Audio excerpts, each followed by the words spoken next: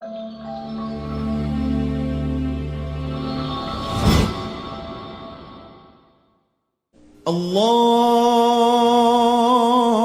Akbar, Allahu Akbar, Allah.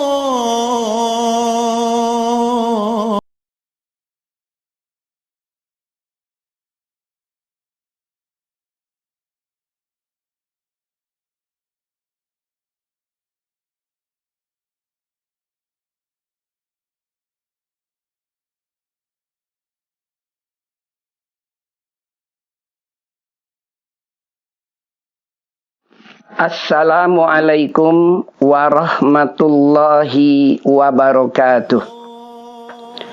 Bismillah, alhamdulillah, wa ala barakatillah, wa ma taufiqi illa billah, wassalatu wassalamu ala rasulillah, sayyidina Muhammadin ibni Abdillah, wa ala alihi wa sahbihi wa mawalah.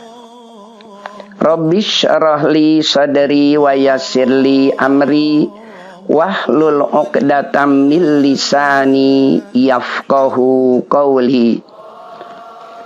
Allahumma inna nas'aluka rahmatan tahdi biha qulubana wa tuzakki biha a'malana wa ta'simuna biha min kulli su'im bi rahmatika ya arhamar rahimin. Amma ba'du. Ayyuhal musyahidunal a'izza, izinkan pada kesempatan yang berbahagia ini untuk menyampaikan tahniah selamat merayakan Idul Fitril Mubarak 1 Syawal 1442 Hijriyah. Minal aidin wal faizin, taqabbalallahu minna wa minkum. Mohon dibukakan pintu maaf yang sebesar-besarnya. Musyahidin yang berbahagia, alhamdulillah wa syukru ala ni'ami, kita telah dapat menyelesaikan pelaksanaan ibadah Ramadan selama sebulan penuh. Semoga saja saum kita, qiyamul lail kita, serta ibadah-ibadah kita lainnya diterima oleh Allah Subhanahu wa ta'ala. Serta semoga kita termasuk orang yang kembali kepada fitrah, kembali kepada kesucian. Juga semoga kita semua termasuk orang-orang yang beruntung. Ada sebuah keterangan bahwa Allah Subhanahu wa ta'ala akan memaafkan seluruh dosa kita selama kita mau memaafkan kepada kesalahan orang lain. Alangkah indahnya kebiasaan umat Islam di negeri kita ini.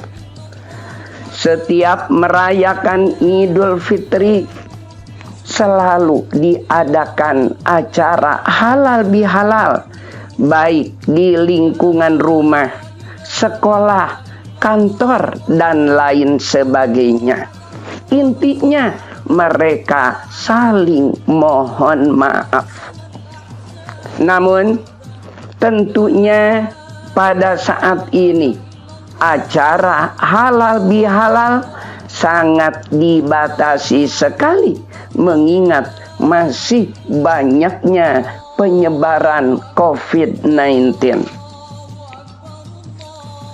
Meminta maaf adalah salah satu amalan yang berat dilakukan. Apalagi seperti suami meminta maaf kepada istrinya, orang tua meminta maaf kepada anaknya, guru meminta maaf kepada murid-muridnya, rasanya gengsi. Kalau tadi meminta maaf adalah salah satu amalan yang berat dilakukan, sebaliknya memberi maaf jauh lebih berat ketimbang memintanya. Seseorang akan lebih mudah memberikan hartanya ketimbang memberikan maaf kepada orang yang telah menyakiti dan mendoliminya. Mengapa? Karena tabiat manusia suka mendendam dan selalu ingin membalas sakit hatinya dengan balasan yang lebih keras lagi. Makanya di dalam surat Ali Imran ayat 134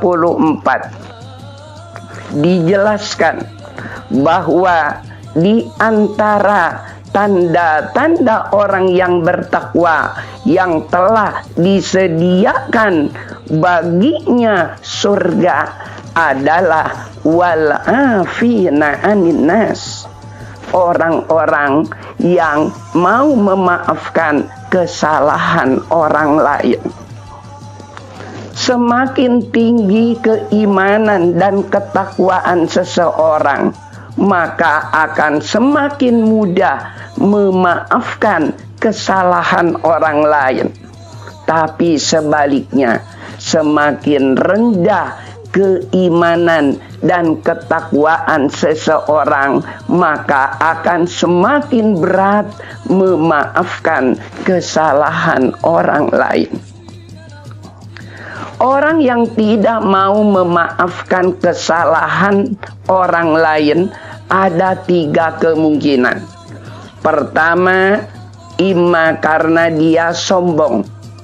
Yang kedua, karena dia tidak pernah melihat sedikit pun kebaikan orang yang minta maaf kepadanya. Yang ketiga, karena dendam.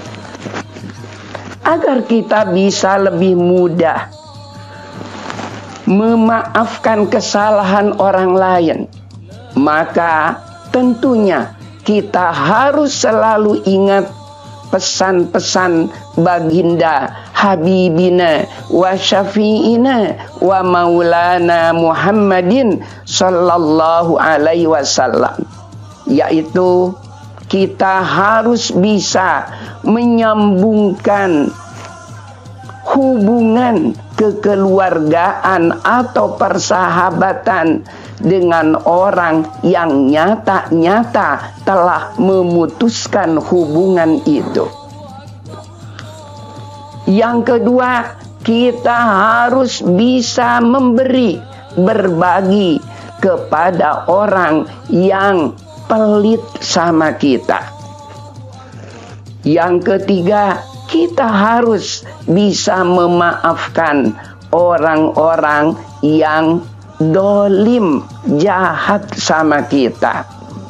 Yang keempat, kita harus bisa berbuat baik kepada orang yang berbuat jahat kepada kita.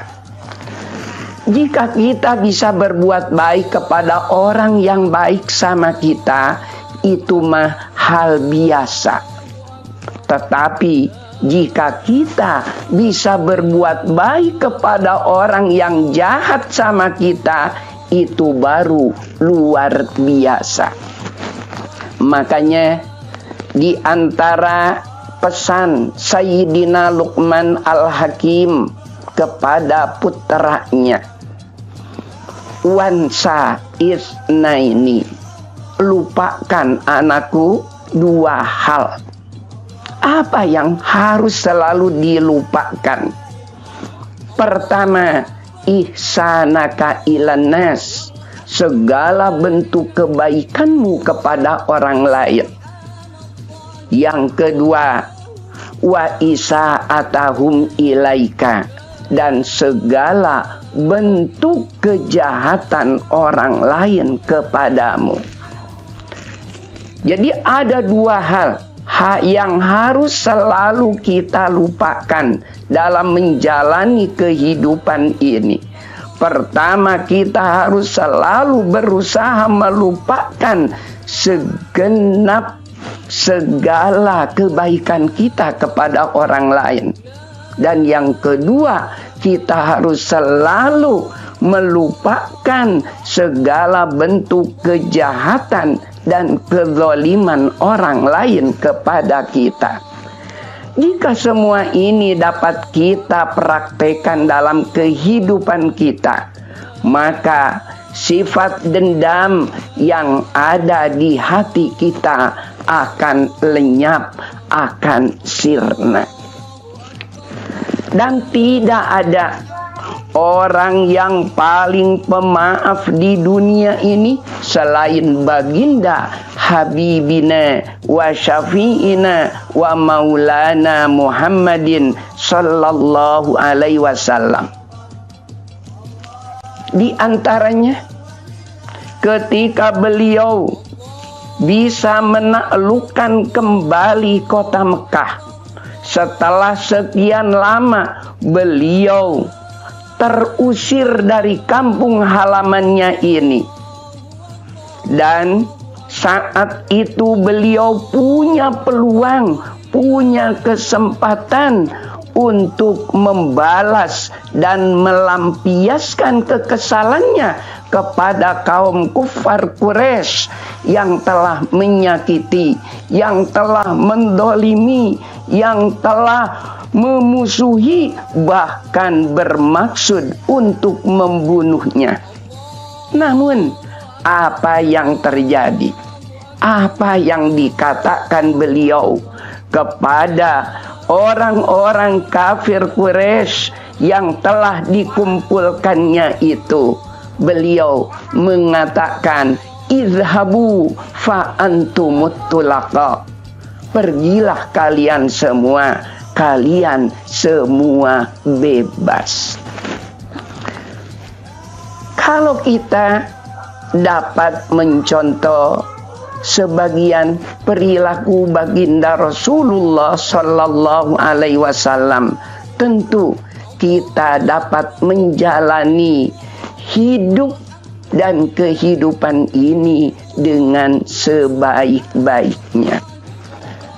Semoga saja kita semua dapat mencontoh, mentauladani sifat-sifat baginda Rasulullah sallallahu alaihi wasallam. Barangkali hanya itu yang bisa saya sampaikan pada kesempatan ini.